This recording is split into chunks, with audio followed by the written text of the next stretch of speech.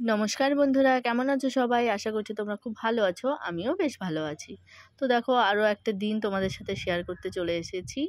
এই জিনিসটা না একটা কেমন টাইপের জিনিস জানো? মনে হয় কি আগে যেমন সবাই সেই বলতো না যে প্রত্যেকটা দিনের কথা সে তার ডায়েরিতে লিখে রাখে। তো এই জিনিসটাও কিন্তু ব্লগিংটাও একরকম কিন্তু সেরকমই। মানে প্রত্যেক দিনটা তুমি কোনো না কোনোভাবে কোথাও না কোথাও লিখে রাখছো। মানে তোমাদের সাথে শেয়ার করছি, এই যে ভিডিওর মধ্যে দিয়েই সেই জিনিসটাকেও কিন্তু আমরা ধরে রাখছি। তো এইটা এক প্রকার কিন্তু সেই নিজেদের লাইফ স্টোরি লেখার মতনই। তো যাই হোক, সকালটা শুরু হয়েছে দেখো, সবুজ সবুজ শাক দিয়ে আজকে মানে হবে দিনটা শুরু। তো শাক নিয়ে নিয়েছি। তো এইভাবে করেই তো দিন যাপন চলছে। রোজকার কাজগুলো যেন একঘেয়েমির মতন, মানে রোজ একই রকম কাজ, রান্না খাওয়া পরিষ্কার পরিচ্ছন্ন, এইগুলোই। কিন্তু তার মধ্যেও অনেক নতুনত্ব আছে, মানে রোজ দিন নতুন নতুন রকমের খাওয়া দাওয়া, নতুন রকমের রান্না, এক এক দিন এক এক রকমের কাজ। তবে একটা জিনিস কি জানো বদলেছে, সেটা যখন বিয়ের আগে তখনের জীবনটা একটু অন্যরকম ছিল, এখনের জীবনটা একটু পরিবর্তন, একটু না অনেকটা পরিবর্তন হয়েছে। বিয়ের আগে বাড়িতে যখন ছিলাম তখন আবদার মেটানোর জন্য অনেকেই ছিল, কিন্তু এখন এখন অনেকের আবদার মেটানোর জন্য আমি আছি। এই যেমন ধরো, স্বামী সন্তান বাড়িতে শ্বশুর শাশুড়ি সবাইকে নিয়েই তো সংসার। তো সবার কথা মেনে মানে চলা, আবার নিজের কথাও তাদেরকে মানানো, এই ব্যাপারটা তো চলে এসেছে এখানে। কিন্তু আগে কিন্তু এই জিনিসটা ছিল না। আগে আমারটাই মানার জন্য অনেক বেশি লোকের সংখ্যা ছিল, কিন্তু এখন নিজেকেই মানে মেনে নিতে হয় অনেকটা। তো এই মানে পরিবর্তনটা তো এসছে, কিন্তু কখনো কখনো এই পরিবর্তনটা কারোর কাছে ভালো লাগে, কারোর কাছে ভালো লাগে না।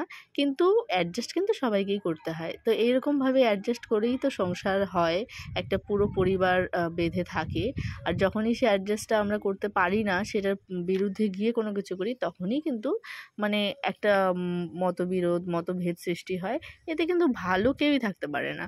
তো সেই জন্য আমাদের মানে সবসময়ই আর কি বলবো, একটু মেনে নেওয়া আর সবাইকে মানিয়ে চলার চেষ্টা করাটাই উচিত। তো এইভাবে করেই আর কি নিজের জীবনটাকে মানিয়ে নেওয়ার চেষ্টা করছি। তো প্রথম অবস্থাতে তো মানে একটু অসুবিধা হচ্ছিল। তখন আর কি মানে অনেকটা সময় লেগে গেছে প্রত্যেকটা মানুষকে চিনতে বুঝতে, নিজেকেও আর কি কিছুটা তুলে ধরতে, যে আমি কেমন সেটা অন্যকে বুঝতে দিতেও একটু সময় লেগেছে।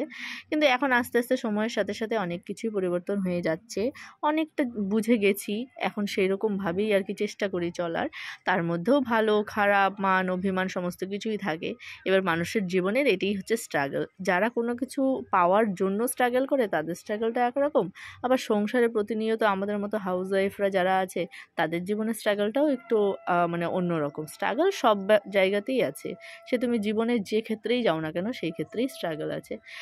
তো কারোর জীবনে স্ট্রাগল ছাড়া তো চলে না, মানে স্ট্রাগল করেই যেতে হয়। আর লক্ষ্যটা তবে একটা অন্যরকম থাকে, এক একজনের লক্ষ্য এক এক রকম থাকে। তো আমার জীবনে এখন বর্তমান লক্ষ্য হচ্ছে এটাই, যে মেয়েকে ভালো করে মানুষ করা, নিজের জীবনটাকে একটু সুন্দরভাবে পরিচালনা করা। আর তার জন্য আর কি যতটুকু অ্যাডজাস্ট করতে হয়, যতটা স্যাক্রিফাইস করতে হয়, যতটা যা করতে হয় সেটুকু তো করতেই হবে বলো। তো চলো, এর মধ্যেই খাওয়া দাওয়া রান্না বান্না সবই চলছে। তো আবার এর মধ্যে বিশ্রামও আছে। তো এরমভাবেই আর কি মানে চলতে হয় মানুষকে। তো আমার জীবনটা এইভাবেই চলছে, বেশ ভালোই কাটছে, অসুবিধা নেই কোনো। আর সবথেকে বড় ব্যাপার বলো তো কি, এই পৃথিবীর যত লোক থাকুক সবাই যদি তোমার বিরুদ্ধেও চলে যায়, কিন্তু একটা সময়ের পরে গিয়ে তোমার স্বামী যদি তোমার পাশে থাকে, তাহলে কিন্তু সব স্ট্রাগলটাই কেমন যেন একটু সহজ হয়ে যায়। মানে একজন জীবনের সঙ্গী কিন্তু আমাদের চাই, সে হতে পারে স্বামী রূপে, মা রূপে, বাবা রূপে, বা অন্য যে কোনো রূপে। একজন সাপোর্টার, একজন সঙ্গী কিন্তু সবারই প্রয়োজন। একা একা কিন্তু জীবনে চলা যায় না। মানে একা একা জীবনে চলতে গেলে বাধা হয় অনেক, কিন্তু একজন সাপোর্টার থাকলে তাহলে সেটা অনেকটা সহজ হয়ে যায়। তো এটাই হচ্ছে মানে বলার। তো দেখো, বিকেল পরে এখন একটু চলে এসেছি নিজের জন্য সময় বার করতে। সবাই বিশ্রাম করছে, আমি একটু বিশ্রাম করতে এসেছি এখানে। একটু নিজেকে নিজে একা একা কিছু সময় তো থাকতে ভালো লাগে। তো সেই সময়টাই আমি ছাদে বসে কাটাচ্ছিলাম। তো এখন ভাবলাম যে সন্ধে হয়ে গেছে, রোদটাও চলে গেছে, তো এখন একটু গাছগুলোতে জল টল দেবো, দিয়ে তারপর আবার নিচে যাব। আবার মানে এখন বা মেয়ের পরিচর্যা করব, খাওয়া দাওয়া করাবো, এই সমস্ত কাজগুলো তো মানে থাকেই রোজকার ডেইলি রুটিনে। তো আজকের ব্লগটা হচ্ছে এই কারণেই করলাম আজকে একটু অন্যরকমভাবে আর কি নিজেকে ভাবলাম একা একা বসে। তো এই কথাগুলো আর কি বলতে ইচ্ছে করলো। তো এই জন্য বললাম আর কি। তো তোমাদের আজকের ভিডিওটা কেমন লেগেছে তোমরা কিন্তু জানিও। তো চলো এখন হচ্ছে গাছে জলগুলো দিয়ে দিয়েছি। এখন নিচে যাব, নিচে গিয়ে তারপর আজকে একটা জিনিস কি হয়েছে, আমি নিচে গেছি তো নিচে গিয়ে আমি আর কি অন্ধকার, এখন ঘরের ভেতরটাতে এখনও লাইট জ্বালানো হয়নি।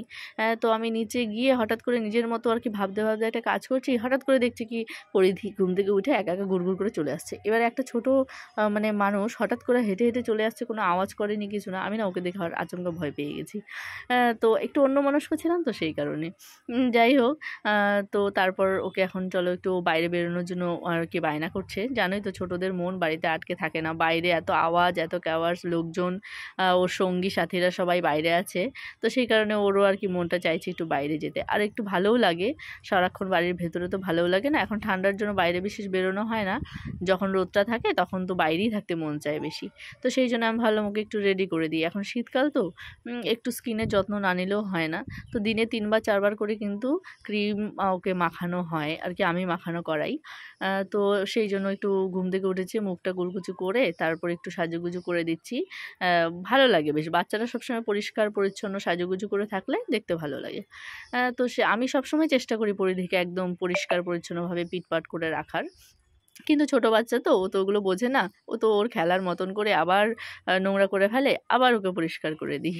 তো এইরকমভাবেই আর কি আমি ওর মানে পরিচর্যাটা করি। তো চলো একটু রেডি করে দিয়ে ওকে এখন বাইরে পাঠিয়ে দেবো, আর আমি আর কি ঘরেই থাকবো। আমার একটু টুকটাক কাজ থাকে আজকাল তো, মানে ফোনে আমার অনেকটাই কাজ থাকে।